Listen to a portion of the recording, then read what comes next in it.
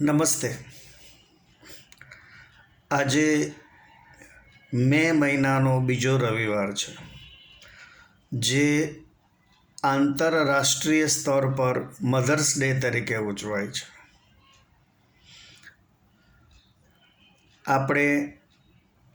આપણને જન્મ આપનાર માને જ માત્ર માતાનું બિરુદ નથી આપ્યું, પરંતુ જનની જન્મભૂમિને ભારત માતા ગણીએ છીએ. ઉપરાંત નદીને પણ માતાનું સ્થાન આપ્યું છે, જેમ કે ગંગા મૈયા. આપણે ગાયને પણ ગૌ માતાનું સ્થાન આપ્યું છે, અને નવદુર્ગા માતાજીઓ તો આપણી દેવી માતાઓ છે જ. વાસ્તવમાં અન્ના જાર્વિસે પોતાની માતાના મૃત્યુ બાદ તેણે એટલે કે તેની માતાએ જે મધર્સ ડેની ઝુંબેશ આદરેલી તેને આગળ ધપાવવા 1905માં ઝુંબેશને સતજ કરી અને 1908માં તેણે વેસ્ટ વર્જિનિયામાં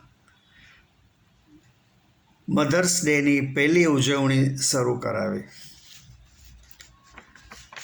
ત્યારબાદ ધીમે ધીમે તે દિવસે રજા જાહેર થઈ, ગ્રીટિંગ કાર્ડ્સ બનવા લાગ્યા, ફૂલો આપવામાં આવતા, ભેટ સોગાદ ચાલુ થઈ. પરંતુ અન્ના જાર્વિસને આ કોમર્શિયલાઇઝેશન બિલકુલ ગમ્યું ન હતું. તેમણે એ બધું બંધ કરાવવા કાયદાનો સહારો પણ લીધેલો. આપણે જ્યારે મધર શબ્દ બોલીએ છીએ ત્યારે આપણને મનુષ્ય સ્ત્રી જ દેખાય છે, પરંતુ મધર એટલે જન્મદાત્રી, જન્મ આપનાર. એ મનુષ્ય સિવાય પશુ પક્ષી પણ હોય.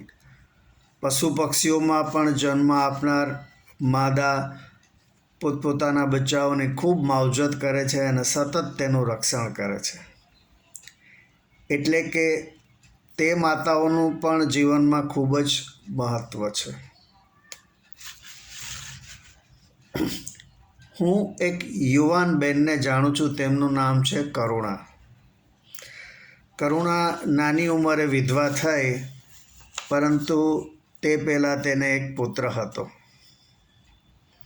પછી તેણે બીજા લગ્ન કરતાં બીજો પુત્ર થયો.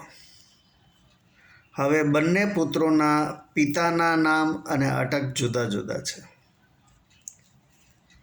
માટે બંનેના નામથી કોઈ ન કહી શકે કે તેઓ સગા ભાઈઓ છે. આપણે ત્યાં આવા કિસ્સા ખૂબ જ ઓછા છે, પરંતુ વિદેશમાં મેં એવા કિસ્સા જોયેલા છે કે જેમાં એક જ માની કુખે જન્મ લેનાર ત્રણેય પુત્રીઓના પિતા જુદા જુદા છે.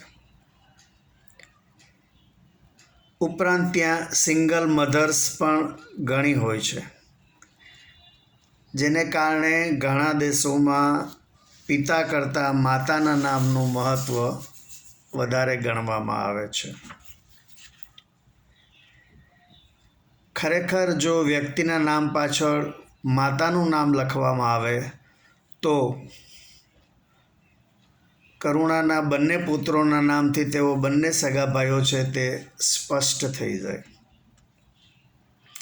આજથી 125 વર્ષ પહેલાં વિદેશમાં મધર્સ ડેની શરૂઆત થઈ, પરંતુ જો એ આપણા દેશમાં થઈ હોત તો તેનું નામ માતૃ પિતૃ દિવસ તરીકે અપાયું હોત.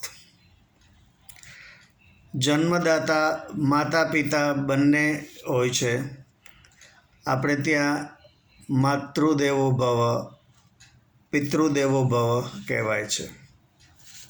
બાકી હવે આપણા લોકો greeting cards, cake, bouquet, gift વગેરે વિદેશી પદ્ધતિથી ઉજવણીઓ કરવાનું વધુ પસંદ કરે છે.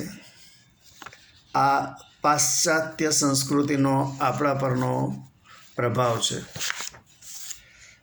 જો આપને મારી આ વાત ગમી હોય તો મારા વિડીયોને લાઈક કરજો, આપણા ગ્રુપમાં શેર કરજો અને મારી ચેનલને સબસ્ક્રાઈબ કરજો.